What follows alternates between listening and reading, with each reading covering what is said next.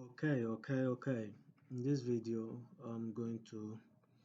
this particular section, I'm going to illustrate using the EMA 21 and EMA 50 to trade. In the previous sections, I did not specify the settings, so let me do that now.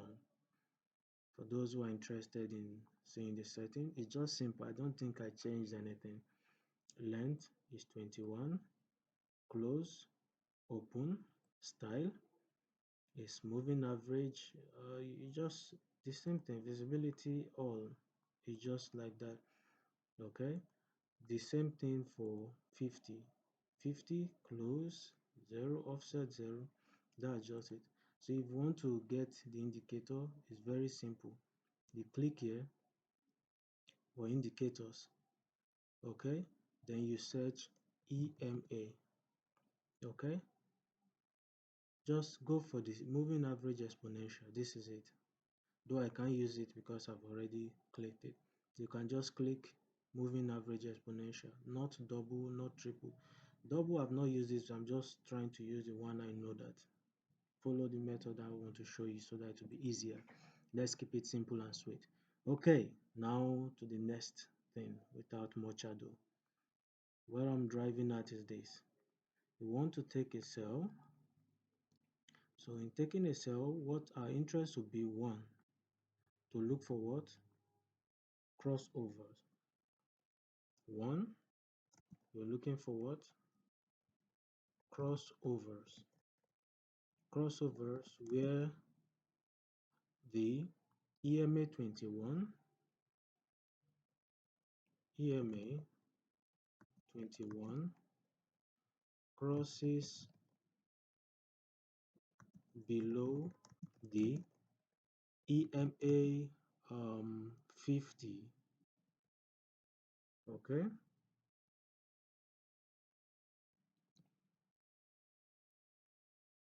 Okay. Uh-oh. Let's go back. Let's go back.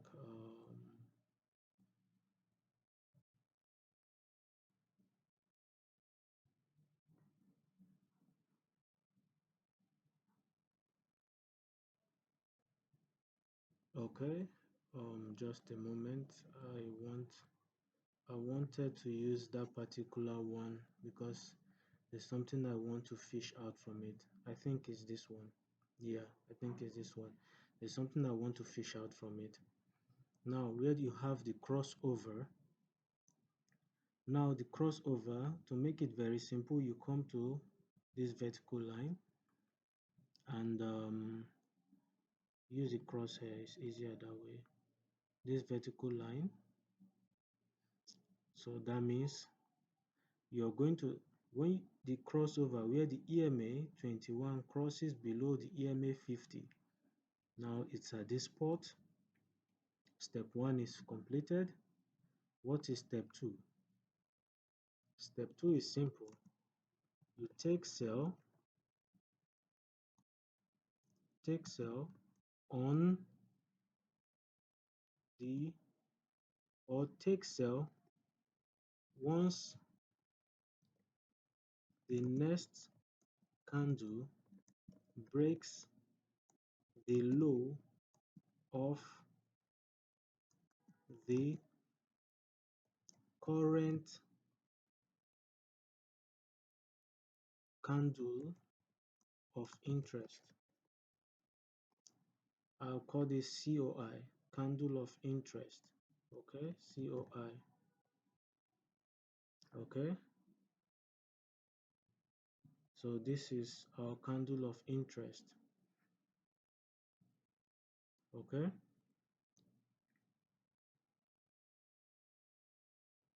candle of interest. So this is our candle of interest.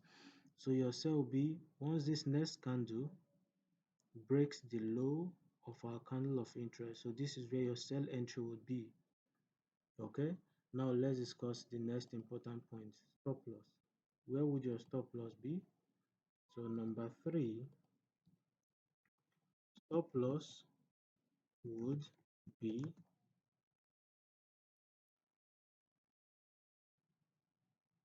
you see here looking left would be above the closest supply zone by, let's say, plus 15 pips. Okay, to be above the closest supply zone by plus 15 pips. Now, if you don't know what a supply zone is, you go and check the previous stuff that was done. Okay, keeping it simple, short, and sweet. This is the closest supply zone. This is our support. This is our resistance. So instead of your entry to be here, the entry will be, you put a horizontal line. Okay, you put a horizontal line. Let me use this. You put a horizontal line above the highest wick plus 15 pips. Now, let me tell you something. This 15 pips you're putting is in case there is a spike. If not, price is not expected to cross this horizontal line. So this is where your stop loss, that is this entry plus 15 pips, would be somewhere around here. In fact, let me do it well. Okay, plus 15 pips will be, this is, would be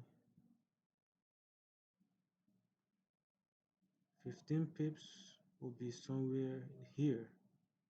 Okay, which is 1.23013. 1.23013.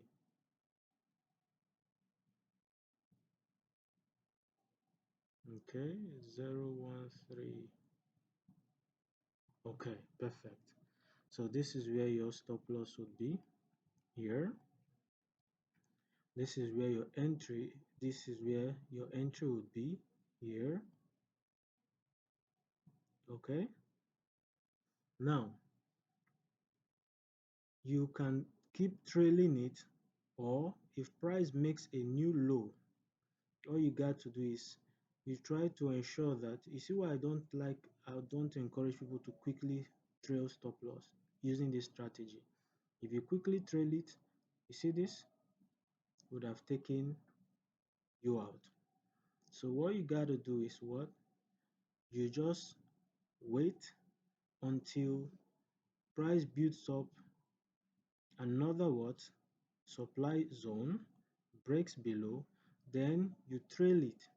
This, but now your entry, you try to trail it in a way that your entry plus 15 pips above, or better still, what you can do is you wait until where your entry is plus your stop loss gives you 1 hour.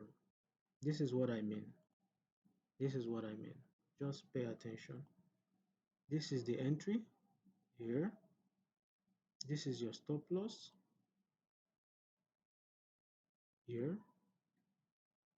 So 1 hour would be here. Like I said, keeping it sweet, short, and simple. So you only trail your stop loss when you have gotten 1 hour. That means you can only trail your stop loss when price has come to this spot where your entry, the distance from your entry to your stop loss is equal to the next what, is equal in range by 1 hour. It's like saying if this is 50, gauge 50. Wherever I have 50 pips again, that is when you trail your stop loss using your entry. So now your new stop loss, instead of it to be here, is going to be where? This particular place plus some pips to cover the commission. Now in doing that, you discover that even all these agitations that occurred here did not affect you. Now look at, this is why I said I wanted to use this particular chart. This is why I said I wanted to use this particular chart. Watch this very closely. You see here, there was almost a crossover here. This particular place also crossover was noticed. Okay, so what you can do to be on the safe side, once you notice this, where you notice that it's as if price wants to cross over, two things. One, you can close your trade, okay, and wait for a sign that will indicate that there is failure to cross over upwards, like this particular place.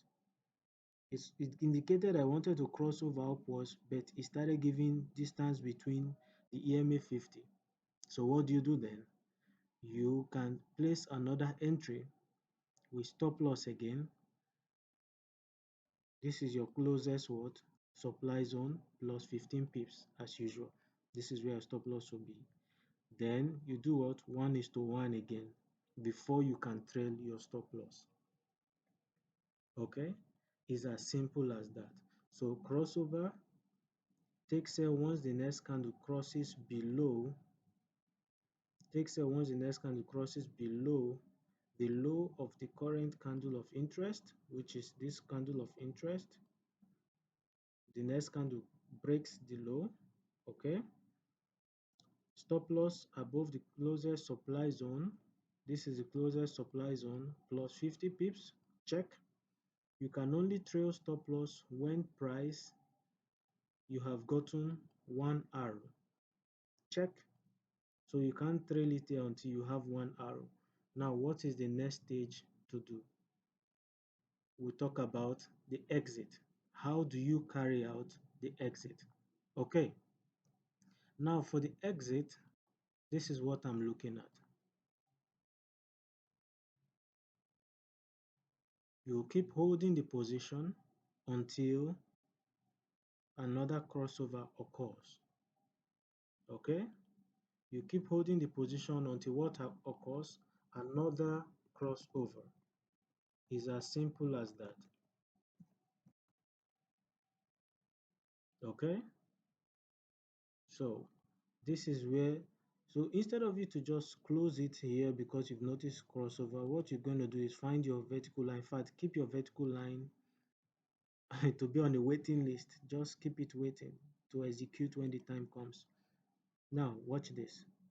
This red candle, this very tiny red candle, is the one that is indicating that this is where the crossover will be initiated. So you are not going to just close it because you've seen, you wait for the next candle to break the high. So this is where you entered. This is where you could potentially close your trade.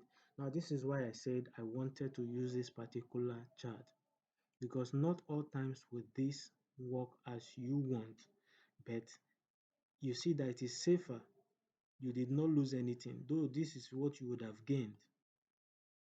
But strictly using this strategy, you did not lose anything, because don't forget, when you get to one arrow, you've already moved your stop loss to this particular spot. So instead of price, look at what happened. Instead of price to come up again, which if your stop loss was here, it would have taken you out. If it was here, it would have taken you out, then you'd have been in a drawdown. Here, you were not in any drawdown. You understand? No drawdown. So there are times when this strategy will give you surplus profits, but there are times it will not give you the surplus profit. But if you follow the step by step as explained in this particular edutainment, you would understand that you will hardly take losses. If you have any question, feel free to ask me. Phoenix Unique. Bye for now.